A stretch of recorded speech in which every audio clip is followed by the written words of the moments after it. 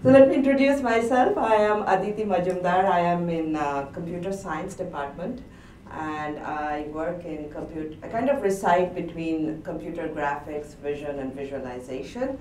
So I am more in the, how do you build games kind of part of it, where you actually program and so on. So I teach a course on Introduction to Computer Graphics, which is a prerequisite to the game development course. So they learn all the tools that they need to program games, and then they go to dance course and really develop games. And in terms of research, my main area is kind of developing new devices in terms of display projection-based devices, and also in terms of capture, like cameras. So I am also the director of the visualization lab in Cal IT 2. So if you guys ever get a chance, maybe next game day we should do this. I can do a tour of my lab, because we have so many different kind of displays and capture devices, just fun. So what I'm going to just show you very briefly is how do this kind of devices kind of feature in immersive games. Right now there is Oculus coming up with HMDs and wearable displays, and there's another gamut of it which is immersive displays, right, and interactive displays, and how we can use this in kind of game context. So after, of course, we have very nice content. I have been hearing a lot in this thing about how to generate the content, how to make it engaging to the users. And to some extent, the end experience is guided by the display and the user interactions that you have, right? So, of course, there are immersive displays you can use for games. You have probably seen this kind of interactive games, right, where people are jumping around. On the right, you have the Room Alive project from Microsoft, where they essentially, put images in the room, kind of integrate the room with the gaming experience, and you almost feel like you're in an immersive environment playing the games, right? The next one is kind of a very nice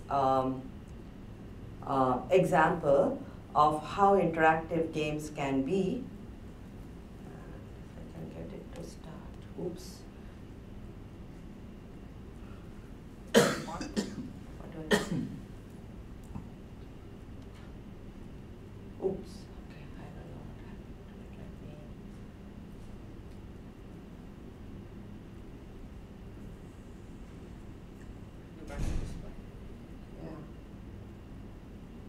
Yeah, so here you're going to see that, somebody, this is basically doesn't work in that mode, so let's keep it in this mode.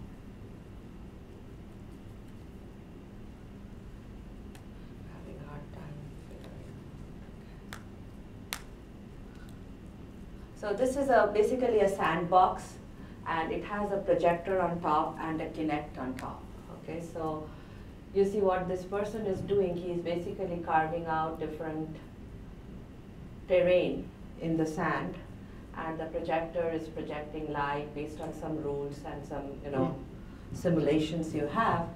And you can create this kind of an environment where you're actually filling up water. You had the rain, and here you can see that somebody is going to create a visualization of a volcano. And you can imagine, this can really be very interesting paradigm, not only for games, but also for education, right? If you want to teach kids of certain physical phenomena, this can be a very powerful tool. So, what we do in our lab is essentially, now most of these systems are single user kind of small systems, right? And it would be really interesting to kind of expand them to multi-user, because only when people start interacting, they kind of can figure out what are the modalities of interaction when I'm working together, how do I collaborate, and so on. So what we are trying to do is essentially give this kind of provide technology for building this kind of very large displays on arbitrary surfaces which are not really planar, which would be basically, imagine, as a user, you should be able to just put a bunch of projectors and cameras and just connect them to some machines. You should not need to do more than that, right, ideally. And rest of it should be taken care of by the system, where it kind of senses the surface, figures out, what is the depth, how I should project so that it all is seamless, though I am lighting it from multiple devices. How can I use the same cameras to kind of sense the people or the hands or whatever we are using for interaction? How can I integrate for different games, different kind of interaction modalities or rules, right, so that I can create different kind of games. So we are kind of trying to go to that a very flexible system where you can really design very high resolution content, because you have a lot of projectors, you can have a very high resolution display, very high resolution interaction detection, because gestures, not only very lucid kind of, general gestures, but more detailed gestures you can detect and you can interact with the system. So we actually have a system right now. We are actually going in end of March to IEEE VR with a demo with that, which is basically, exactly what I explained to you, but we don't have the interaction part integrated yet. We have got cameras, projectors, connect to any machine, number of machines you want, and it's going to take care of all the calibration for you. And of course, we have done some work towards the interactions. I'm going to show you some pictures of that and some videos. I'm going to go in this mode because it's just not working well in the other. So kind of the goal is completely distributed architecture, scalability in terms of size, resolution, users, and interaction, and completely automated registration and interaction. So this is actually one of the displays that we have in my lab at Cal IT2. And each unit is basically made up of a projector, camera, and that's an infrared illuminator. And in front you have a screen. So this is behind the screen. This is a rear projection system. So essentially you see there are 9 projectors, 9 cameras mounted on them.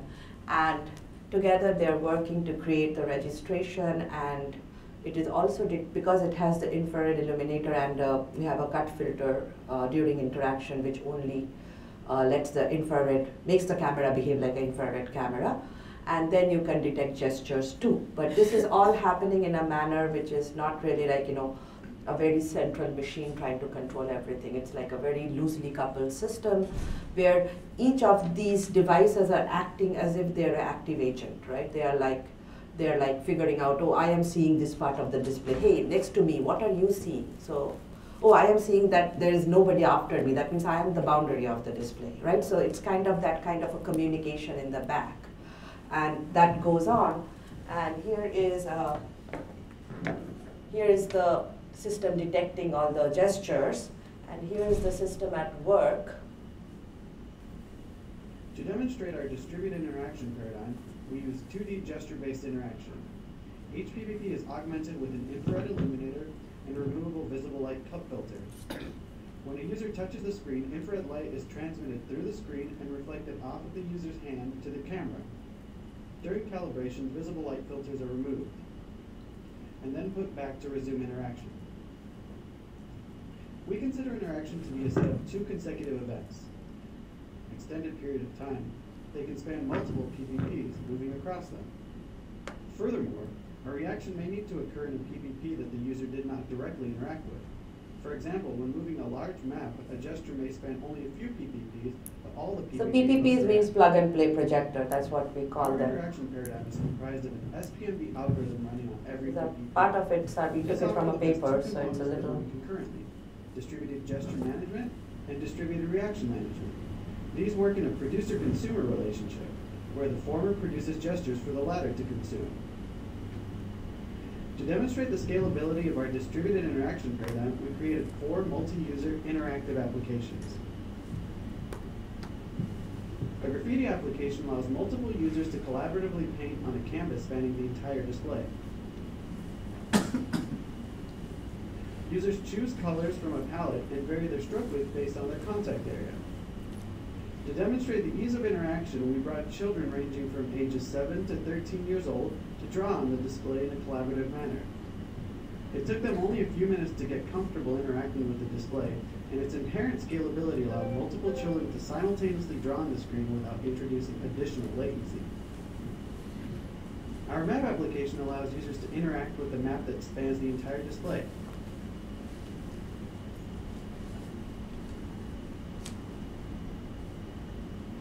As well as define personal windows that they can interact with without disturbing the full screen map.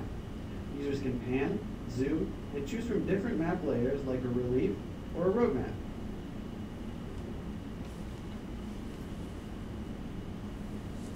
We also developed an emergency management application where we simulate a command and control center where multiple co-located personnel can define hazard locations, dispatch units to different areas on the map,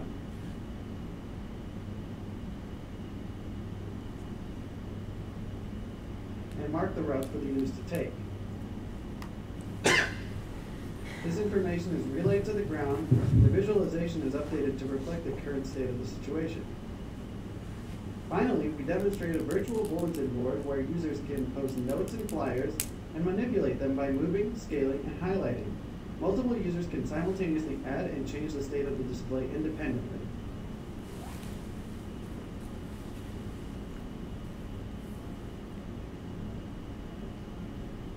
To demonstrate the scalability of our paradigm to different interactions. And this can be done, with any kind of modality, like you don't need to be gesture. Interactive applications.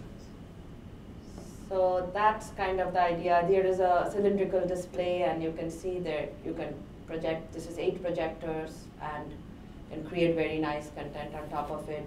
This is a display we set up for the immersive environment at Disney. Had 3 projectors and a couple of cameras, and it was a very weird shape, but we can do kind of any arbitrary display surface. So this is another display at Disney. This is a dome, very cheap in our lab. You can use them for cheap planetariums, and these are visualizations on top of it, or gaming content can be used at game consoles also. Right now we are trying to make our dome display as a gaming console, really, so that you can play games on it. Our lab students want to do that, so they want to play games.